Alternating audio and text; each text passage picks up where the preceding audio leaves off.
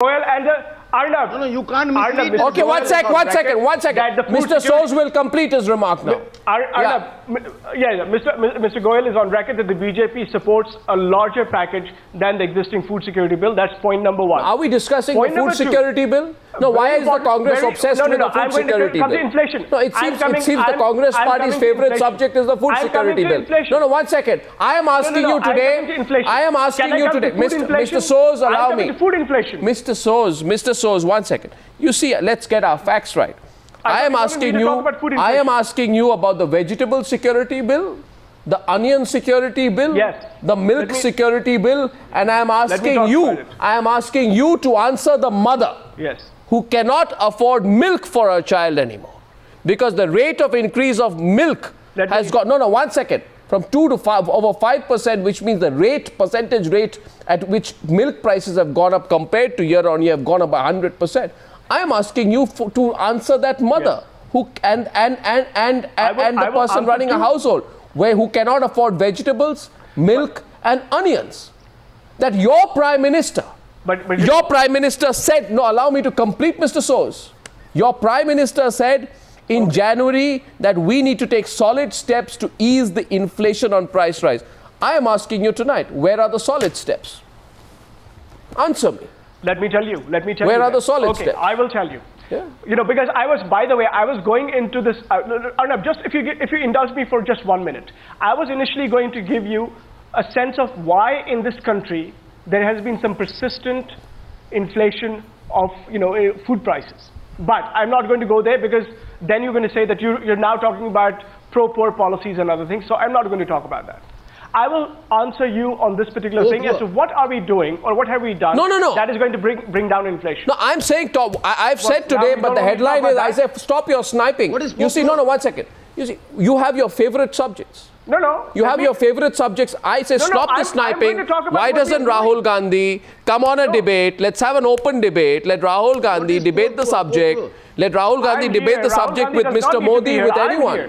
Let's hear a talk on the economy. No, well, Mr. Modi can debate the subject with me. Mr. Modi. Well. So we have a new prime ministerial candidate from the Congress. Look at the audacity of your panelist. He wants to debate with Mr. Modi, who's going to be prime minister in 7 months. Why not? I love that. Because Mr. Goyal, the discussion on the economy, if Mr. Modi wants it, I am more than happy to debate him. But let me give Arnab his answer, because he asked a question. No. So why should Mr. Modi debate you? He's been asking your prime ministerial candidate to debate him. We want to know what are the views of the Congress at the senior level, at policy level. Mr. Modi should not debate me. All right, Mr. Modi should not debate me. Fine, I agree with you. He should just debate himself.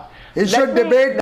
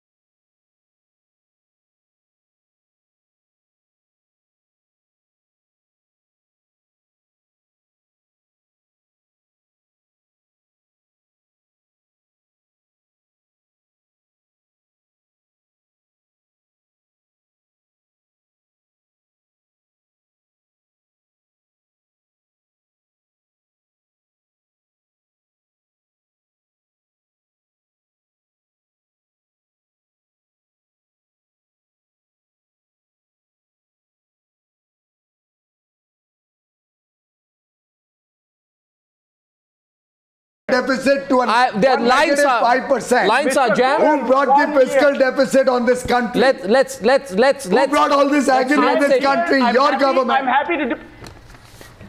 I will gladly debate you on the economy. So please do tell me. No, I want to discuss onions. Yes, let me tell you. Do you want to discuss it? Let me tell you. Yes, I want to. No, one second. If you take growth rate per capita income, three times yours. What? Now well, if you have a 12% inflation, you don't want to listen to facts? Salman, if you have a 10% inflation every year, any common accountant will tell you on a calculator per capita will become I don't know. That's with inflation. I don't know what favorite subjects politicians have, but I think the only subject today are onion prices. And from Guwahati to Kolkata to Thiruvananthapuram to Delhi to Kashmir to Patna, wherever we are today, I think it's unacceptable and criminal that the people of this country, who are also subject to losing jobs, greater unemployment, lower options for investment, rising EMIs, are also having to cough up 80 rupees for onions. And if the government feels that this is something they need to live with, I'm sorry, but that's unacceptable. Our first caller from Mysore this evening, and Devesh Thakur and Bijon Mishra will come to you. Rakesh is calling in, and he's calling in from Mysore. Good evening, Rakesh. Welcome to the News Hour. You have a question or a comment? Good evening, Arnav. How are you? You've been missing in action. Thank you very much for coming back. Yes, thank you very much. Thank you very much, and I'm glad to have you be back on air tonight and to be putting the news out to you. I have a small question for my great friend Salman Soos. Yes, sir. Salman, I just wanted to know from you. You're talking about so many control things which central government has done. Show me one measure they have taken. They have not controlled vegetable prices. They have not controlled onion prices. Forget about all that. I'll come to one more reality. You're all forgetting that. The fuel prices in average 17 Asian countries is just 39 rupees. Why it is so high in our country? Why it is so high? Okay, we'll take a second caller. Well, good point, Rakesh. Thirdly, one more thing. The monopoly on the consumer. Caller number 2. Please kill it. Caller number 2, I assure Salman Soos, add to the Congress party. The calls are coming through unedited tonight. Our second caller is from Dhanbad, and it's Narendra who's watching the news. Good evening, Narendra. Who's your point to? Yeah, sir. I thank Goswamiji. I thank you. Thank you. I want to. I have seen your question. I am showing your channel from about 8 to 9 months per day, news hour.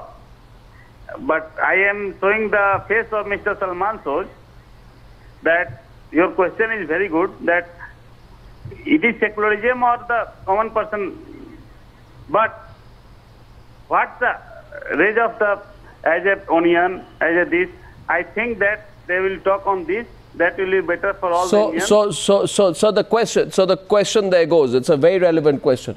Can the Congress party, which has done nothing but tokenism in the case of Muzaffarnagar, can the Congress party, with the centre not having really acted or intervened, despite the fact that UP has become a communal cauldron, can that same Congress party avoid a debate on the economy, on onions and on vegetable prices here today, under the excuse that we want to debate secularism first? I think it's a relevant question. It must be put. Our next caller, 3 callers, Salman Soos. These calls are all coming through unedited. And from Delhi, it's now Prashant. Prashant, good evening. Good evening, sir. Thank you very much. I have been trying to talk to you since the last couple of months, and I have been very lucky to get the chance first time. Well, it's good to have you. My question is to Mr. Salman Soos. I think he's from Congress. Yes. I do not believe with any political party. I am a neutral person of this country. I pay heavy taxes. I have a right to know from this Congress gentleman that you have all the answers in your kitty whenever there is a question. You do not accept the fault of the Congress party. As a layman, I am telling you, after earning so much, the expensive things is thinking daily. I go to petrol pump, I feel I should leave the car. And I go to vegetable market to buy this. Today I bought onion. It was 70 rupee kilo. You know, I am not earning in dollar. I am earning in rupees. I have to pay EMI. I have to pay my son's fees. You know, This Congress party, I'm blaming now. Well, Prashant, the three callers tonight from Mysore in the south, from Dhanbad in the east, and from Delhi in the north. And I want to add. Well, and Baijan wants to add something, but before that, let Salman reply. Salman, this is the way people do feel.